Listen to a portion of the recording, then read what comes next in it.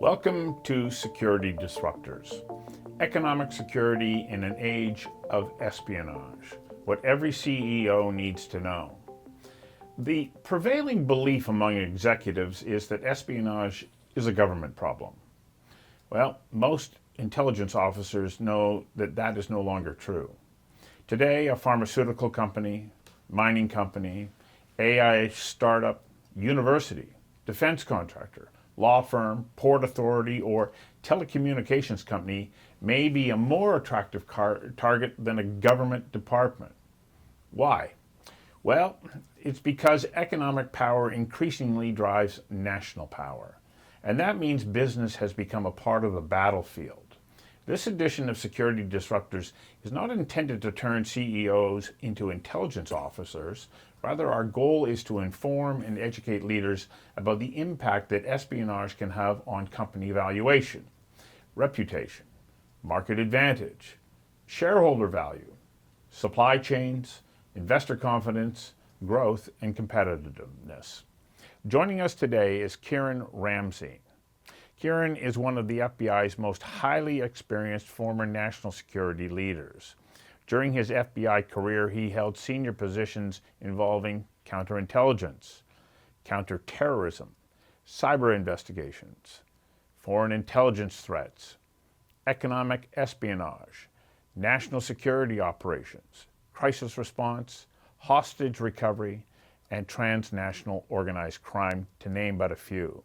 He served as an assistant director of the FBI and coordinated national security efforts across the FBI and broader U.S. intelligence communities. He understands how intelligence services actually operate. As well, I'm joined by Chrusti, the co-founder of Critical Risk Team in Vancouver. For those of you wishing to submit a question, please go to slido.com and use the code SECURITY. Kieran, welcome. Thanks for having me. Nice to see you. You know, our aim today is to educate business and academic leaders and others about the threats espionage presents. From your perspective, do people in these positions appreciate, first, and second, understand the threats that are at their door? Well, let's set the stage even a little more broadly and quite honestly, with a little more frightening aspect to this. We live in the age of the great power competition right now. We've changed from the global war on terrorism. We're seeing the great power competition play out at our feet as we sit here. But we're also living through the largest sustained theft of intellectual property that human history has ever seen. And it's not just intellectual property, it's trade secrets, it's competitive intelligence. And that continues to happen at a scale that increases exponentially without any major repercussions happening, which is the scary part. And as you said at the opening, the fact is executives, C-suite executives, CEOs now need to be familiar with intelligence that really maybe 10, 15 years ago was not discussed in the public domain, was not something that was even available to them. In the US, it is available to them. I appreciate the fact, and we're going to talk about this, how it's different in Canada. But these CEOs, these C-suite executives, even the boards above them, need to start coming to terms with not just the cliche of know the threats, right? We talk about everybody needs to know the threats, and that's become cliche. Better yet, how about know your crown jewels? And what would happen to your organization if those crown jewels went away tomorrow? Even if a third of those crown jewels were compromised tomorrow, what would that do to your company? And we know right now, corporate espionage, economic espionage, is impacting the US economy alone to the tune of over $800 billion a year. So the aspects of this are chilling. And I think the message that we need to get through is one of realism, so that people understand, look, we're not looking to have these C-suite executives turn their companies into intelligence organizations, but they need to start taking advantage of the fact that they need to know what intelligence is out there, because there are really, it goes to the old adage, right? If you're an executive, a C-suite executive, there are two types. There are those that know they're being targeted, and those that haven't detected it yet. Or a C-suite executive, they may be going, okay, we may have certain elements of our organization, either our processes, our IT, or even our products that you might go, yeah, okay, somebody might want that, but we don't see any evidence that we've been targeted.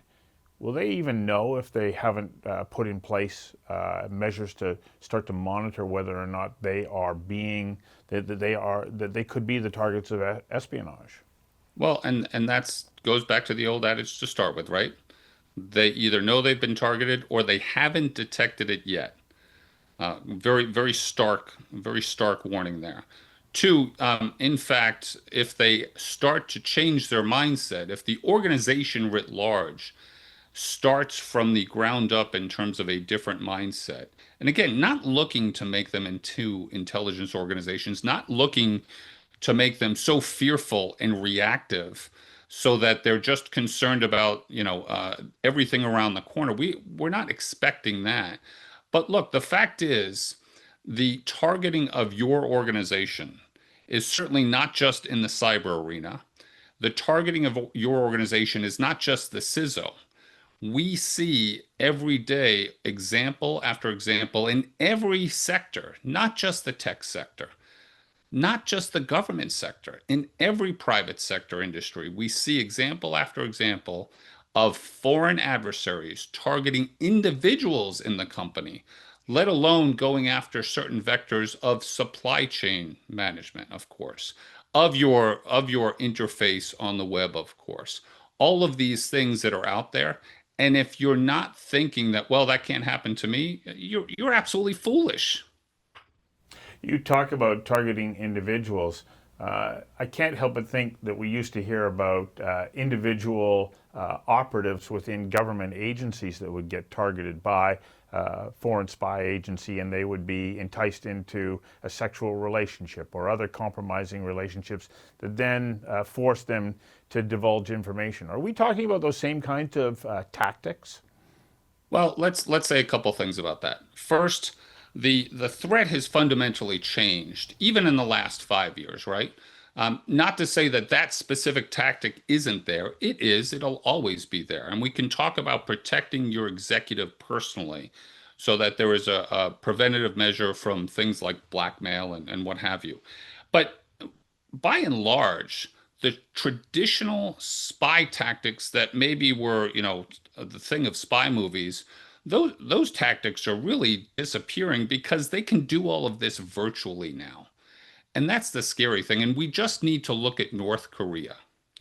Look at North Korea's ability, their creative ability. This is one of the poorest countries in the world. Their level of economic emptiness and the poverty in North Korea across the entire country is something that we don't even appreciate in the Western world because it's not able to be documented yet. North Korea had one of the most ingenious creative mechanisms to target companies through remote IT workers that were all fabricated, using things like AI to get inside companies. And in fact, Fortune 500 companies all reported receiving dozens, if not hundreds, of applications from these folks.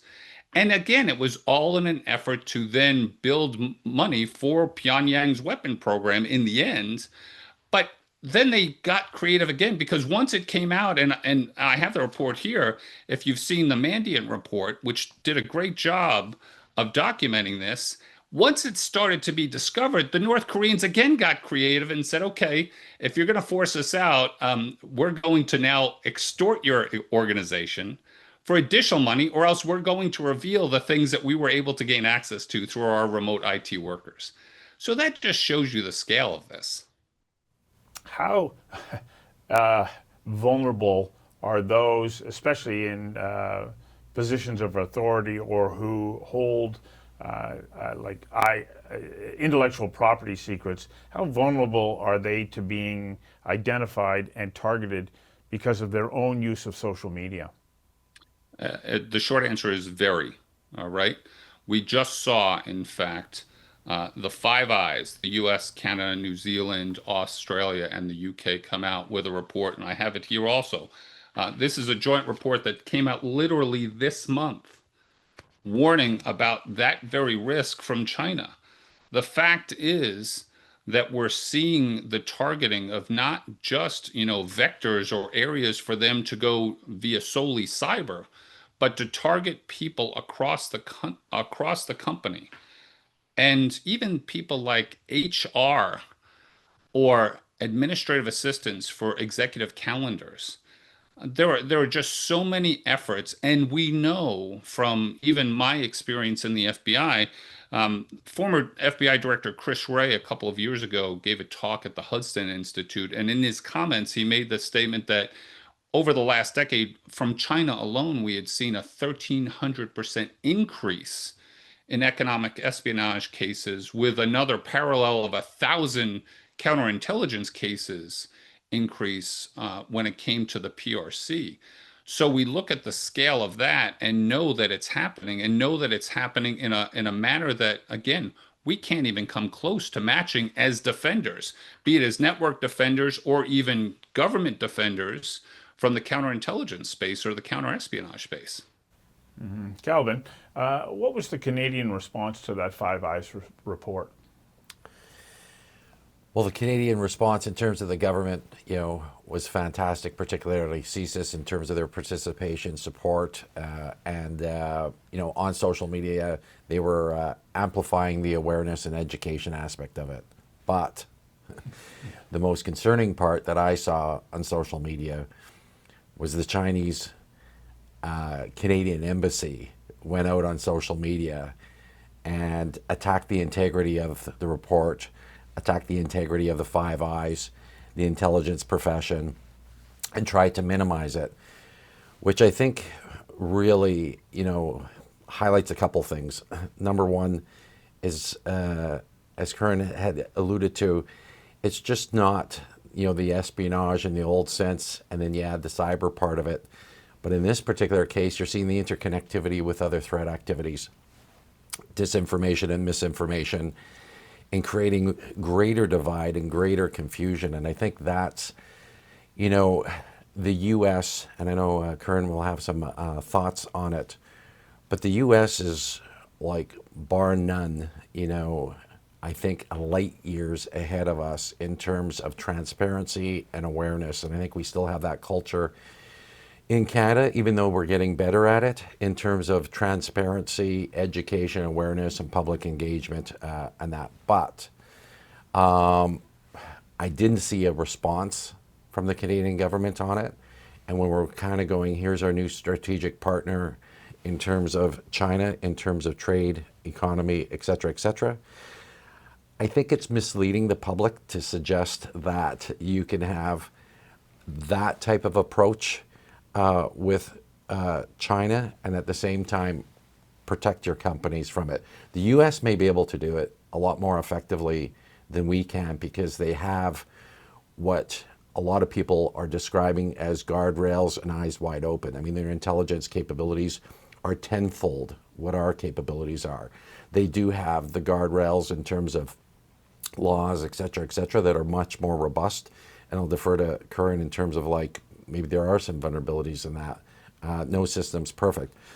But Canada doesn't have that. So when we're kind of sending mixed messages in terms of new strategic partner, eyes wide open, guardrails, I think we're causing complete confusion in the corporate sector, in the leaders out there in terms of, are we safe? Are we not safe? And do we have to take this seriously or not? And I think right now, I know I'm confused, so I'm presuming every CEO, every C-suite is just as confused as I am. And I've been in this business for X number of years in terms of dealing with foreign threat activities.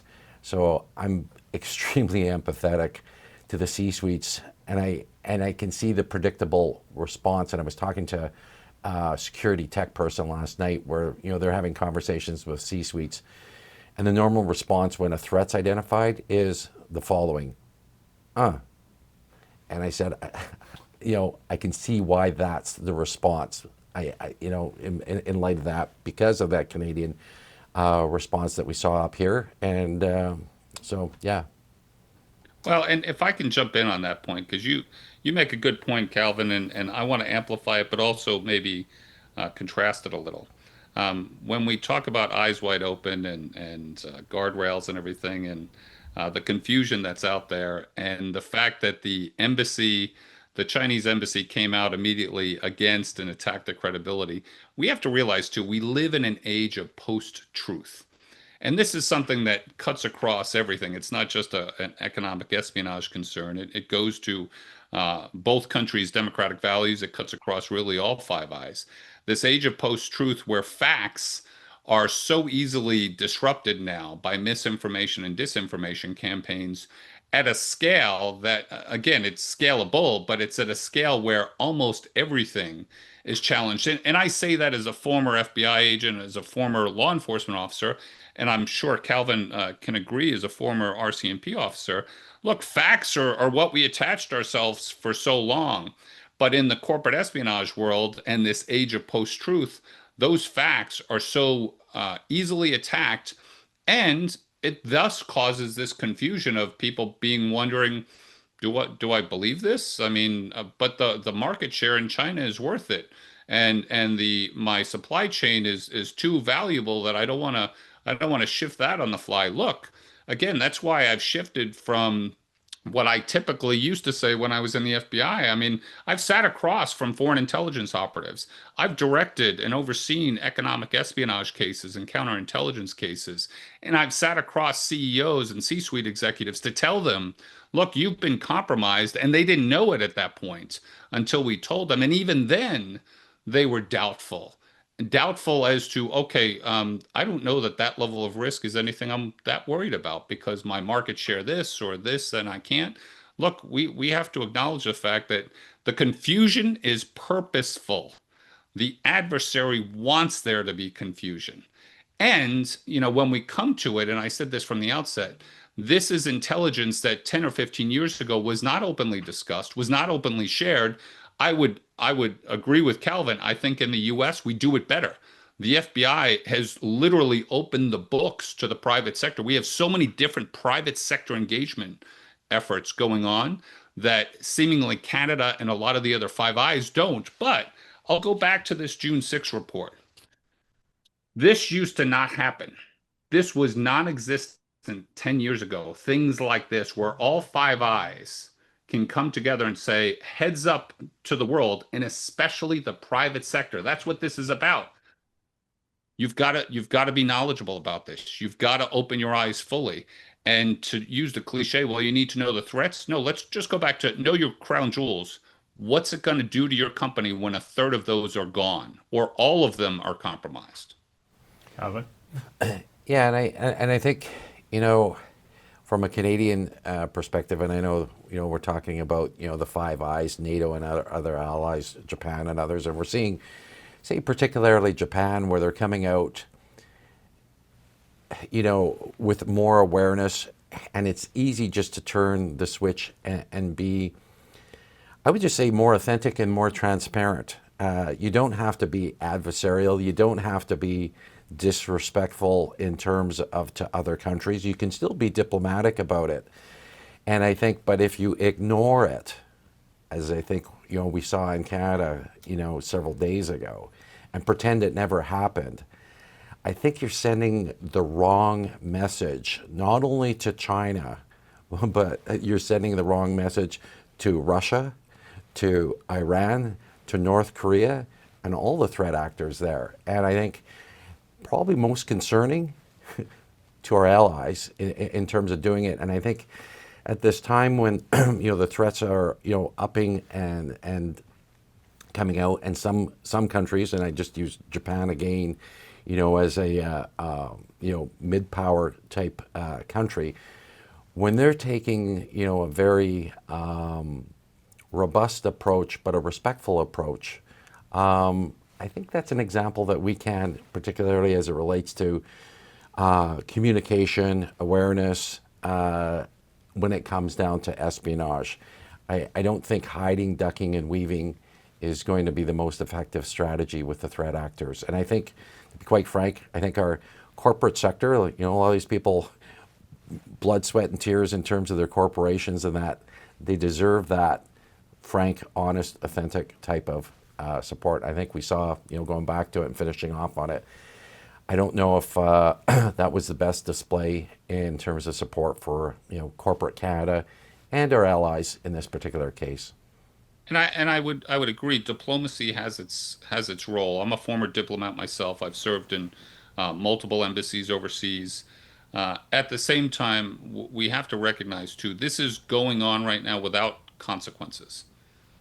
We just saw the president of the United States go over to China, and I'm not aware of any consequences relative to the $800 billion loss to the U.S. economy for China's theft of trade secrets and you know, other things. We just saw China meet with North Korea. We've seen North Korea sign a pact with Russia.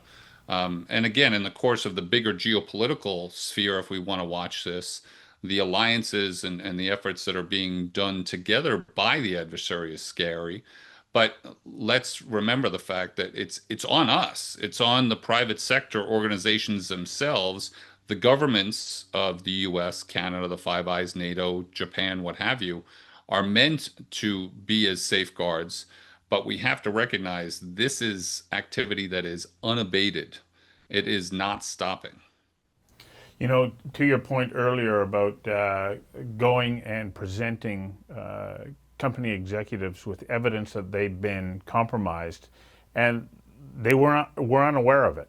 And so that means that that information that is proprietary to them is now in the hands of an organization that could very easily be backed by a state that says, we're going to support you now to take this IP and spin it out, and they become the competition. So if the company in North America is unaware that they are being compromised, slowly they can see their market position erode, and they didn't even know what happened to them. There are too many examples. Let's go just through a couple of brief ones, and we don't have to dive deep into them. But AMSC, the wind turbine company, Chinese turbine competitor, steals their information, Sinovel, and nearly knocks them out of the market. Micron, another great example. Even though there was a criminal trial for an aspect of that, and the competitor or the allegations did not come to pass in court, we still know that Micron was the victim in that, and their you know, sensitive data was stolen. We have seed and agriculture, DuPont, and several documented cases of proprietary information being stolen and tried to be taken back to China. Google, obviously in the cyber realm, had a huge thing. Avago and Skyworks for semiconductor companies. Eastman Kodak. And it, again, all of these span different activities in terms of what was targeted or how they were targeted. You have insider threats. You have obviously cyber. You know, it's just amazing to see. There are too many examples out there that people should be able to think, well, again, not in my sector or not my company. But when these attacks happen, it affects reputation of the company and also valuation. And so it's something that needs to be very closely monitored, because otherwise you become victim to threats and actions that you don't even have a defense for. 100% true. And again, we could make this solely about the cyber vector and have an entire conversation around that. But here's something to point out. And it's what government gets right and maybe what businesses don't. And I'll put it solely in the U.S. context. For U.S. government and the U.S. intelligence community that, you know, I was a part of for a long time, we have the frame of reference of need to know. In private sector, though, most private sectors operate with a nice to know, and there's an automatic conflict there. And again, we're not trying to make these companies organizations like intelligence organizations and stifle innovation and collaboration. But there's got to be a cultural shift to a certain degree of an awareness of how much space you give the nice to know versus need to know, recognizing, look, we can't minimize risk to zero, but you can make yourself a harder target and minimize risk better. So one of the things that I think is at play is so much of the narrative around corporate culture and social discourse is that we don't lock down, that we be more open, that we be more communicative. How does that put us at risk for the pressure that can come from so many different directions saying, oh, come on, lighten up. Let's not take this so seriously, because we're not really at war with China, and because that would be the prevailing thought. We're not dropping bombs, we're not shooting bullets. And so does that mindset interfere in our ability to be able to protect ourselves properly? 100% it does. So this comes up most often, right, with targeting of research institutions and universities across North America, certainly especially in the United States, but I would say any Western university or research institution. And for years, we tried to do an academic outreach program with all of these across the US, and it often immediately met with resistance. Because again, their typical posture is open doors, full collaboration, full transparency. That's what allows the creative juices and the innovation and blah, blah, blah, blah, blah. But it wasn't until 2018 where we were able to demonstrate and put forward, the U.S. Department of Justice put forward a number of espionage cases that were in academia circa, let's say, 2018, that all of a sudden, at least in the U.S., people started taking notice and were like, "Ooh, this is bad." And we highlighted, one of the easiest examples, and that was the Thousand Talents program that was part of the CCP's efforts, which was nothing but a cover to steal American innovation. So again, I think when we present the evidence to show it, and again, it was in that university context that we saw the biggest resistance. And even today, there's still plenty of resistance, and there are still plenty of efforts. Well, then you're making this this is a racial issue. This is a bias issue.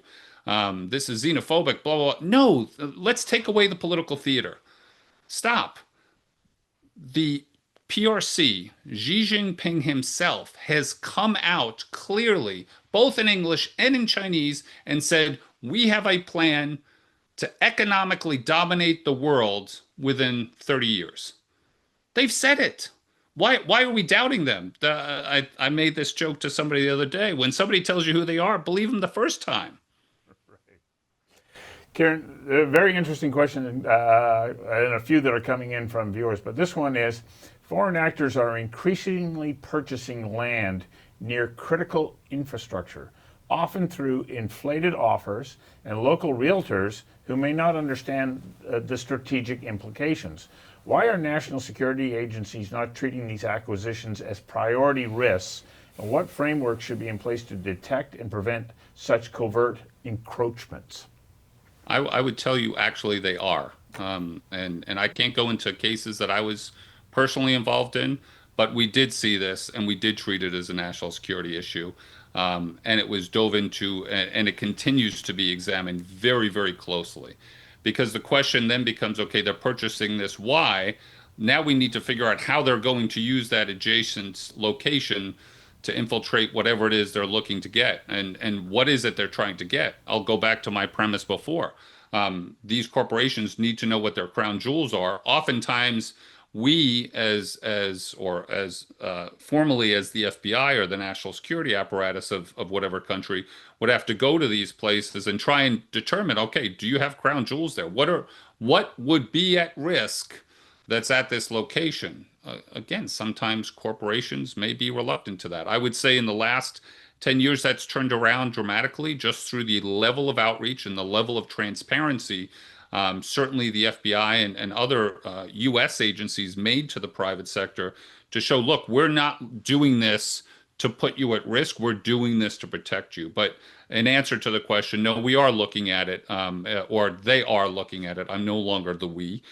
We have looked at it significantly in the past, and will continue to do so because of the very obvious concerns that are being expressed in the question. Galvin, your response to this? Yeah, I was just going to expand on that. I mean, Kieran's referencing, and I've been tracking, many of the reports and a lot of the narrative and media in terms of the U.S. looking at this, particularly in terms of alignment with military bases, et cetera, et cetera. And we're seeing and hearing in Canada, and I would say more hearing than seeing because the media is not covering it to the same degree, and the government's not sharing the information to the same degree. But we are hearing about investors that are somewhat suspicious, that are affiliated with foreign adversarial countries that are looking at it. And you framed it. You were talking about the inflated financial capabilities and investment in terms of some of these, where different investors are coming in with a different bid or offer in terms of doing it. And I think it goes back, I introduced, the interconnectivity of misinformation and disinformation in terms of the connectivity to this threat of espionage. But we can also look at transnational organized crime, illicit finance, money laundering, and going, hey, there's that differential access to funds and currency for investment in terms of land or whatever they're buying, whether they're aligning themselves to a water reservoir for the city of X in Canada, or whether they're looking at an investment near a military installation, or whether they're looking at, and I saw it with transnational organized crime agencies historically, looking at purchases next to the borders so that they can move products, money, on the borders across Canada. So we were seeing the same there. So I just wanted to flag, that in the U.S., there's a lot of talk, they'll look at the Senate Committee on China, et cetera, where they're publishing stuff almost daily, weekly in terms of this type of activity. But I don't think we're seeing the same awareness efforts up here in Canada. And I would say that we're probably having the same type of activity here. I would even suggest potentially even more active here as a result of us not having those guardrails and eyes wide open to the same degree, which becomes even more concerning, I think, than what they're seeing in the U.S. And I would add, the targeting of the locations that we're seeing in this regard on this topic, we're seeing targeting adjacent to military installations. If we look at the Arctic arena alone from the military aspect, and for us, Alaska, huge concerns. But the same apparatus from the adversary that is targeting those areas are also still targeting private sector as well. And again, looking at this, and if we solely focus on the private sector and these investments, we have the what's called CFIUS, the Committee on Foreign Investment in the United States, that is meant to serve as the primary bulwark or guardrail against things like this. But unfortunately, with market forces as they are, they're able to flood the market in this aspect.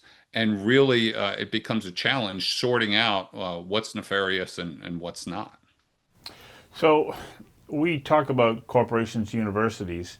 What role or vulnerabilities do NGOs face as part of this overall effort by other foreign state actors to influence the way in which business is carried out or economic activity is thwarted in North America? Are NGOs particularly at risk? Of course, every organization is at risk. When you think that the effort starts, perhaps it depends on how you want to view in the prism through which we're looking at this, but it is across everything possible. The effort is meant to destabilize us wholesale. And that's economically, that's militarily, that's democratically, politically speaking. And in the space for NGOs, especially for those that perhaps can influence or are meant to influence or lobby in terms of policy outcome, they're especially susceptible if we think of in terms of that. And again, I work for a nonprofit now that focuses on a very narrow issue of hostages and detainees, American hostages and detainees around the world. But we have to view ourselves, and I talk with my CEO about this all the time. We have to view ourselves as a private intelligence organization. I would say most NGOs, if they have a very specific mission, especially one that intersects largely with the US government or any government, they have to view themselves as a private intelligence organization. And thus, there are adversarial intelligence organizations from these adversarial states that are looking to penetrate into them to know what they know and perhaps push them either through covert influence or outright attack them. Interesting question here from a viewer. What if a capital-starved company doesn't want to know and doesn't want anybody to dig? How do you convince companies that ignorance is not bliss in terms of where their money is coming from, who their co-venturers might be, and so on? So, at least in the US, and I'll defer to Calvin for Canada, we have through the SEC, let's just go on the cyberscape alone, we have laws on the books that are fairly recent now that mandate reporting of significant cyber intrusions. When we look at the National Association of Corporate Boards as well, they've put out guidelines for boards of mandatory reporting when they believe they've been breached or somehow compromised. So there are policies and laws in place that should, somewhat push back on any company that just wants to stick its head in the sand because they feel if they can get the market cap that they want right now for the short term, the long-term implications won't be their problem because the company will have been sold by then and they're going to move on. But I think that's the intent of some of the laws and policies that we're seeing coming in place. And this is why this conversation is also, I think, quite prescient, because it's no longer for us to just simply speak to or speak with CEOs or C-suite executives. It's really to speak to boards. And the recommendation that I often make as I speak to private sector industry is your board actually does need somebody with a counterintelligence or at least an intelligence background or a law enforcement background so that they can help guide the board when they see, these incidents, and if the organization and its leadership are taking them seriously and taking action, or perhaps are doing just that, sticking their head in the sand. Calvin? Well, I think my experience, and we work a lot in this space, and I think the question was a fair question because we see it quite often where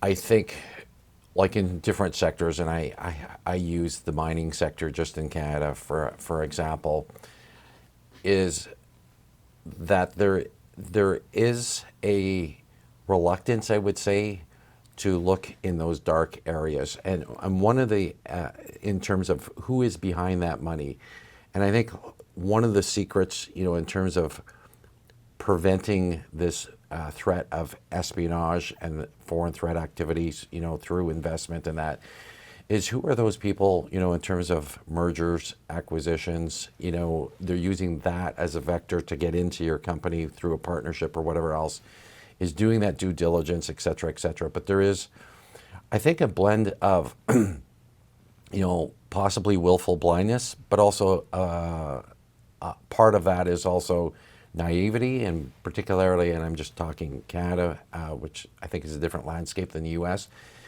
is that there's a lot of catch up right now in terms of, do we need to have to do this? Is the threat that serious? Are the risks that serious, et cetera? And one of the main impediments, I think, particularly in Western democracies, is the quarterly reporting of profits, where everybody's just looking at the metrics for success of a company being that quarter. So maybe just dismiss that, where that's coming from, because the risk is, am I going to meet my quarter objectives in terms of profits in that sector? Where if you're a family business, and we've heard this and we see this differently in terms of a differential approach to it, they're going, hey, we've had this company for 2 generations or 3 generations, and they're looking at, and I hate to sound like a broken record, going back to other episodes, but if you're looking at it in terms of like, hey, next gen, or my family, or using that as part of the metrics, you're going to take that extra effort to go do your due diligence and going, who am I going into partnership with? Where am I getting the money from? What is the risk and the threat to the company in terms of the longevity? Playing the long game versus a short game, of 3 months or whatever else. And I think those things are real impediments. And I think, the culture of success in terms of those quarterly metrics, and I know the US is even talking about this, is one of the things that I think enables and perpetuates the lack of looking at these threats activities, i.e. espionage, foreign investment, as being, contributing to perpetuating it.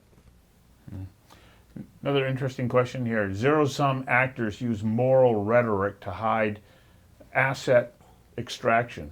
When they choke gray zone supply lines, diplomacy fails. So how do Western states pivot to a hard supply line deprivation strategy to starve out that leverage? I think there's got to be a certain amount of will in this. And when we talk about scrim and resilience in the supply chain space, it becomes very obvious that this is why we can't divorce ourselves from the global economy. We're just too reliant upon those supply chain lines, and there is no easy way to divorce ourselves from those. However, at the same time, we know that we can build resiliency and redundancy mechanisms into all of these. And, there's a whole conversation we could have specifically when it comes to scrim and making sure that. But we have to recognize, a couple of things. Look, the be it supply chain or other vectors for these private sector entities, we have to understand the mindset of the adversary. And the mindset of the adversary it continues to evolve, and it continues to get more and more aggressive. When we think about state-sponsored recruitment from an insider threat perspective, and if that impacts your supply chain risk, which it does, we have to know that their effort to recruit people from an insider threat perspective never comes at the barrel of a gun. It's developed over time through business relationships, through trusted relationships that are slowly compartmentalized and taken outside the normal chains. When we look at the lessons, and these are very sobering lessons of the living in place reality, where our adversaries operate inside our systems for weeks, if not months, if not years, just collecting and harvesting everything they can so that it can be weaponized, if not just out and out stolen, but oftentimes it's weaponized. And we haven't even come to appreciate yet at this time the amount of data that the PRC alone, let alone the other adversarial nations of Russia and North Korea and Iran, but the amount of data that's been harvested that is sitting waiting to be weaponized against us. It's almost unfathomable in terms of that amount. So I think it really is going to come down to a will perspective. And I'd be curious to hear Calvin's perspective on this, because I know we've talked about this before, but it really takes, it sounded cliche before, but it is an eyes wide open issue, oddly enough, as they tackle this. Calvin? Well, Kurt talked about, earlier about HR, and also talked about, when we talk about adversarial threats, and Kieran and I, in a previous conversation, talked about the importance of identifying eyes wide open. The threats are actually here. They're not geographically displaced just to other areas. And I think what that flags to me is, we talked, in the previous question about, foreign investment, partnerships, mergers, et cetera, and that creating opportunities for espionage and intellectual theft, et cetera. But I think, what Kieran just talked about is like when we look at HR and systems for HR going, if the threats are already here, what are we doing about it? Is the systems, you're usually looking for, hey, is a person reliable? Do they show up for work? Do this, but are there any other indicators? Are they using tools in HR to look at other possible risks associated with that person? And then what we do is we have this mindset, and even within law enforcement and intelligence agencies that are supposed to be more secure, or even within the military, and that's a really important one with all the defense research, procurement and development of weapons currently, and that throughout the world. The person gets hired, they go through security screening, boom, and that's it. And then in the corporate sector, and particularly in the space of espionage, even if that person goes in and is clean then, with the way the adversaries think, they may be looking at recruiting that person through blackmail, or in the particular case of China, where they have a legal framework to go, hey, you're a dual citizen, and that we have laws, and we can coerce or leverage that law, or your family members to do X, Y, Z when you're working inside that. And a lot of companies and HR processes just look at, hey, once you're through the door, that's it. But there's no long-term monitoring system looking for those soft signals, those indicators that, hey, something's going wrong, or there's something that's just not right. And I think we have to look at not only like the investment, not only all the other awareness and education, but I think HR has to be a major part of it. And I think bringing that in humility, and I'm just going to go on a little rabbit hole here, and like the defense sector, like for example in Canada, are we actually looking at the HR issues, knowing that the threats are here, not just over there? There's this narrative, hey, Russia, Russia, Russia. The threat actors are already in here, and what are we doing to maintain the integrity of our defense industry and other defense industries within the Five Eyes and NATO's and that, when we already know the threats are already within our ecosystem? So one last important point before we run out of time. Kieran, you pointed out earlier that we are part of an interconnected global economy. Company executives, boards are going to be saying, well, hang on a second, are you telling me that I shouldn't be doing business with these companies? Or are you saying that with an eyes wide open approach, we can put in safeguards that can protect us, and yet we can still function in the markets that we want to be in? So let me tell you what good looks like then, in answer to that. First, organizations that take this seriously literally behave differently at the hiring gate, right from the outset. They're thinking about things like the insider threat. They're recognizing North Korean remote IT workers have infiltrated the world. Are we going to prevent that? Two, they have a relationship with, be it law enforcement or the national security apparatus, before they actually need their support or engagement. Now, I know that differs country by country, but look, the information is out there, and with multinational conglomerates, if you can't get the info, let's say from Canada, because their laws restrict that and really prevent it, you can get it actually from the FBI. The amount of information that's put out there, and even in these joint Five Eye notifications, which that's not the only one that I showed you. There's a bunch out there, and they've been coming out over years. Three, this risk, these threats, are being briefed not just to the IT teams. This is not just a cyber issue. This is an economic espionage that's wholesale. We just talked about HR professionals being at risk, administrative assistants being at risk, let alone CEOs. Four, they treat suspicious contacts as data points that need to be reported, that shouldn't just be ignored or hidden away. And then last but not least, and I think this is probably the most important, because there is the cliche, well, security isn't on a balance sheet, or it's just seen as a negative on a balance sheet.